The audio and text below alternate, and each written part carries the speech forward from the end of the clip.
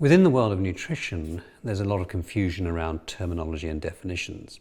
And I guess this is to be expected because it is populated by so-called experts who really have very little understanding of what's going on.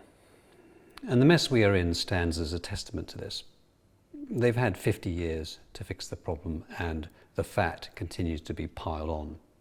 Simply astonishing. A good example is the misconception that intermittent fasting equates to severe calorie restriction and even starvation. Well, it doesn't. When I mention intermittent fasting, people say, "Oh, you mean the 5-2 diet?" And I say, no, it's definitely not the 5-2 diet. For a start, intermittent fasting is not a diet anyway. It's a method of eating a normal amount of food. The 5-2 diet has been popularized by some very clever marketing. As far as I can see, it's not through any application of science. And in fact, it's not intermittent fasting at all. It's intermittent severe calorie restriction, which is completely different. With intermittent fasting, you're not required to calorie restrict. In fact, you want to avoid it at all costs because calorie restriction has detrimental effects in that the brain senses that food intake is being restricted and it shuts down body systems sequentially and in a prioritized fashion. Intermittent fasting is about not having any food for a significant part of the day and then eating all of that beautiful food in a dedicated period. An 18-6 split appears optimal for most of us.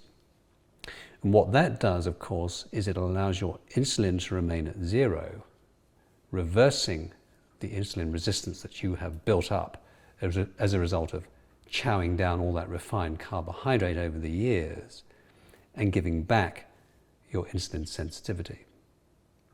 It's also vital to include the other elements of the Nestea formula, in particular the Mediterranean type cuisine, as this deliberately restricts refined carbs, mainly sugar, which of course influences your insulin response dramatically. When you get your insulin sensitivity back, you allow glucose back into the cell, and the cell's metabolism rocket ships. But if at the same time you limit the supply of carbs, the cell is then forced into using fatty acids as its alternative energy substrate. And of course it gets this from your fat stores through lipolysis, which it can only do if, once again, your insulin is zero. The minute insulin appears, lipolysis is switched off and the cell is effectively starved. And that explains why any form of calorie restriction fails, even severe calorie restriction. The minute you take something in, your insulin goes up and you've lost the double whammy opportunity.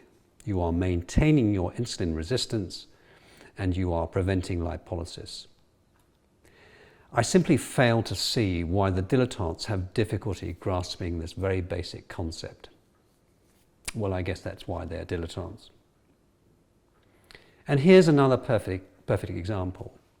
Ketosis and ketogenic diets. People talk about this in the context of low-carb diets and intermittent fasting, which just goes to show once again they have absolutely no understanding of how the human body works. Ketosis is the generation of ketone bodies from fatty acids. It is not lipolysis. They are two entirely different processes. Lipolysis, as the name suggests, is the breakdown of triglycerides in adipose tissue into 3 fatty acid chains and glycerol. It is promoted by adrenaline and glucagon. The fatty acids get transported to the cells as an energy substrate in their own right, and glycerol goes into the liver where it's converted to glucose via gluconeogenesis. And you want this to happen because it's an important part of intermittent fasting. The generation of ketone bodies, however, happens in the liver by conversion of fatty acids, but this only kicks in after about 3 days of starvation. It's a fail-safe mechanism for the brain that has evolved in primitive man when undoubtedly he was forced into periods of starvation. The brain and spinal cord are unable to use fatty acids as a substrate, but they can use ketone bodies as a backup to glucose. So the generation of ketone bodies, call it ketosis if you like, implies starvation. And there are a lot of bad things about starvation. It's really hard to do mentally. It shuts down the body for reasons already discussed.